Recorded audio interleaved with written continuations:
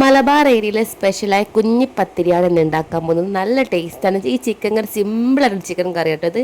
അപ്പോൾ ഇത് കൂടി കഴിക്കാൻ നല്ല ടേസ്റ്റാണ്. നമുക്ക് ഉണ്ടാക്കി നോക്കിയാൽ അതിന് വേണ്ടി നമ്മുടെ മൂടരി പച്ചരി പൊടിച്ച പൊടി എടുത്തെങ്കിൽ ഏത് പൊടി എടുക്കുക. അപ്പോൾ ഇതെടുത്ത് നമ്മളിതാ ഇതുപോലെ ഒന്ന് ആക്കി എടുത്തിട്ട് വേണം ചെറിയ ചെറിയ ഉരുളകളാക്കി നടുക്ക് പ്രസ് ചെയ്ത് കൊടുക്കുക. അറിയാത്തവർക്ക് വേണ്ടിയാണ് ഇങ്ങനെ പറയുന്നത്. അപ്പോൾ അറിയുന്നവരുണ്ടാവും. അപ്പോൾ ഇതുപോലെ കുഞ്ഞി കുഞ്ഞാക്കി എടുക്കുക. എത്ര കുഞ്ഞാക്കുന്നു അത്രയും ടേസ്റ്റ് ആയിരിക്കും.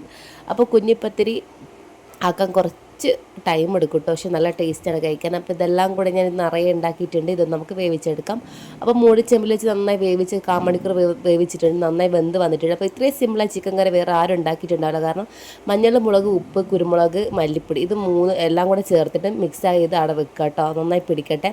അപ്പോഴേക്കും നമുക്ക് ചമ്മന്തി അരച്ച് വെക്കാം. നമ്മുടെ കുഞ്ഞിപ്പത്തിൻ്റെ വേണ്ട ഉപ്പിട്ട് മുളക് പൊടി ഇട്ട് കൊടുക്കാം. അതൊന്ന് അവിടെ ഒന്ന് അരച്ച് വെക്കാം കേട്ടോ. നമ്മൾ കുക്കർ ചൂടായതിനു ശേഷം ഈ സിമ്പിൾ ചിക്കൻ കറി ഉണ്ടാക്കുന്ന വെളിച്ചെണ്ണ ഒഴിച്ച് കറുവപ്പട്ട ഗ്രാമ്പെല്ലാം ഇട്ട് കൊടുത്തിട്ട് സവാള, തക്കാളി, പച്ചമുളക് അതിലിട്ട് വഴറ്റി കൊടുക്കുക. അപ്പോഴേക്കും നമ്മളിത് ഇവിടെ കുഞ്ഞിപ്പത്തിൽ വറവിടുന്നുണ്ട്. അതിന് വെളിച്ചെണ്ണ ഒഴിച്ച് കറിവേപ്പിലയും വറ്റൽമുളകും കുരുമുളകും നമ്മുടെ ചമ്മന്തി പൊടിച്ചതിട്ട് നന്നായിട്ടൊന്ന് ഇളക്കി കൊടുക്കാം.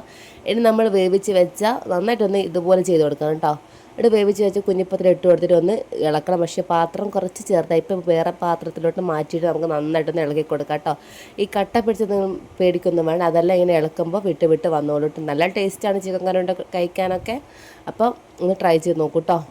അപ്പോൾ നമ്മൾ എന്താക്കുക, നമ്മുടെ മസാലയൊക്കെ നന്നായി വയന്ന് വന്നതിന് ശേഷം നമ്മൾ പെരക്കി വെച്ച് ചിക്കനിലോട്ട് ഇട്ട് നന്നായിട്ടൊന്ന് ഇളക്കി കൊടുത്തതിന് ശേഷം സെയിം പാത്രത്തിൽ ഒരു അരക്കപ്പ് വെള്ളം കൂടെ വെച്ചിട്ട് നമ്മളിതൊന്ന് ചെയ്തെടുത്ത് നമ്മുടെ 3 വിസിലായി നമ്മുടെ ചിക്കൻ കറി റെഡി ആയിട്ടുണ്ട് കേട്ടോ. അപ്പോൾ ചിക്കൻ കറി റെഡി ആയിട്ടുണ്ട്.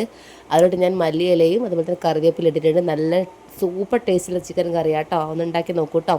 അപ്പോൾ നമ്മുടെ കുഞ്ഞിപ്പത്തിരിയും അതേപോലെ നമ്മുടെ ഈ ഒരു ചിക്കൻ കറിയും കൂടി കഴിക്കുമ്പോൾ വേറെ ഒരു ടേസ്റ്റ് തന്നെയാണ്. അപ്പോൾ നിങ്ങൾ എന്തായാലും ഇതുപോലെ ട്രൈ ചെയ്ത് നോക്കൂ. അപ്പോൾ ട്രൈ ചെയ്തിട്ട് കമൻറ്റ് ചെയ്യാൻ മറക്കരുത്. സബ്സ്ക്രൈബ് ചെയ്ത് കണ്ണ കൂട്ടുകാരൊന്ന് സബ്സ്ക്രൈബ് ചെയ്ത് സപ്പോർട്ട് ചെയ്യാം. Thank you for watching. മറ്റൊരു വീഡിയോ കാണാം. Thank you.